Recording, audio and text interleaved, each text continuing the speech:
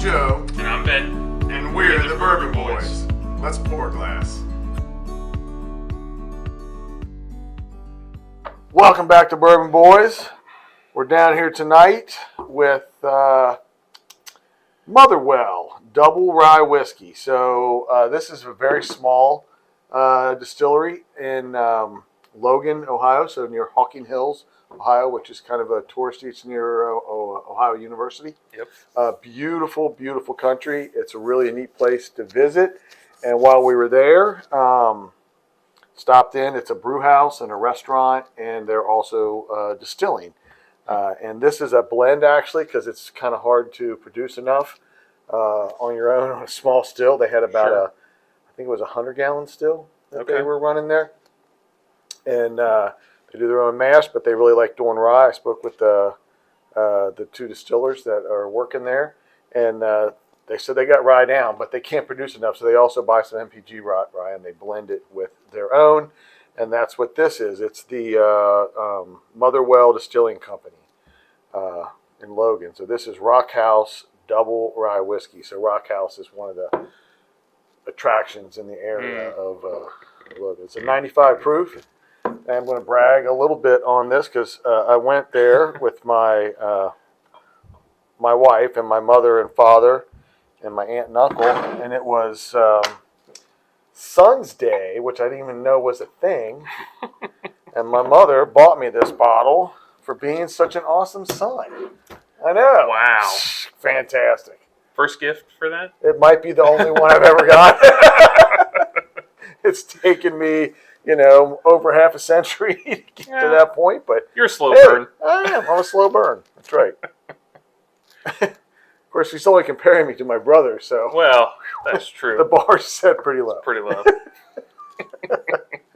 Hope you're watching. I hope guys. the Elk are watching.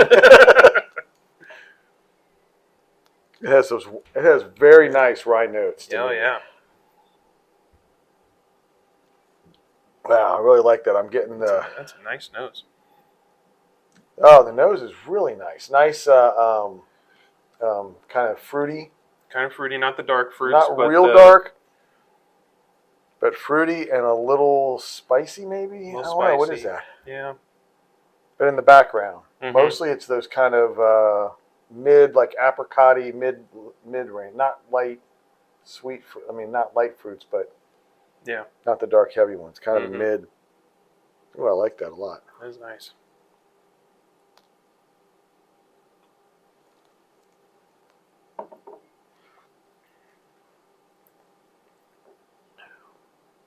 Well, that's not half bad. It's quite pleasant, actually. It's very nice. The palate is very much like the nose. Mm-hmm. You said this was 90? This is 95, I believe. 95, okay. Nope, I lied. It's 90. 45%. 45%, okay. So it's a 90 proof. Yeah, it's got a lot of flavor for... Yeah, lower proof. It's got a nice flavor. Yeah. I think the ryes you can get away sometimes a little more with the lower proof. I think they bring... I think that's true. It's a lot more... powerful flavor. So this, I've had a lot of MPG ryes, but this must be heavily influenced by what they're making there because doesn't taste like this MPG. is different. Excuse me. That's nice. Should we finish this glass, you think? I think we should. I think maybe we should. Give our final thoughts. And then we'll be back. That's right. Well, we finished our glasses. We did. And this is one of the reasons why we pour not just a little bit, but we drink the whole glass. Yep. Because as nice as this was initially on the nose and on the palate, as we were drinking the glasses, that really just tailed off. And I don't know. I'd be curious. We should experiment with this a little bit and let it sit for a minute. I don't know if it just went out or if it just doesn't hold up after a few sips, which I've had plenty of whiskeys that do that, where initially they're not bad, but as you drink the glass, it just kind of fades off a little bit, and the flavors don't hold up. And by the time we were finishing our glasses, at least for me, I was getting very little on it.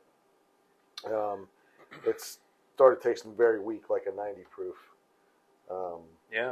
whiskey, and not even a better one. It wasn't unpleasant to drink. I don't want to make it sound like it was unpleasant. No, it wasn't bad. It's just initially you got left you wanting more. Right, and even the nose really faded on it. And I don't know if it's just your palate gets used to it, and it just doesn't have enough oomph to keep delivering sip after sip. Right. I'm not sure. Not bad. I did forget to give you the price. It is only $40, so it's not like this is and from a small that's pretty good place. That's pretty good. I mean, it's hard to make whiskey at that level and sell it for less than $40, especially an aged product. It's just you just don't have the volume. It's so much time and energy just to make each batch to do it. So to me, $40 is a very fair price. Trying to think, I should have thought about this before we come back on camera where I'm going with this, because initially I was like, wow, this is a real winner. Good, but it just faded off. So $40, I'm going to... The nose is still pleasant. Yeah, nose is real. But it doesn't hit you as much nice. as it did initially. Yeah.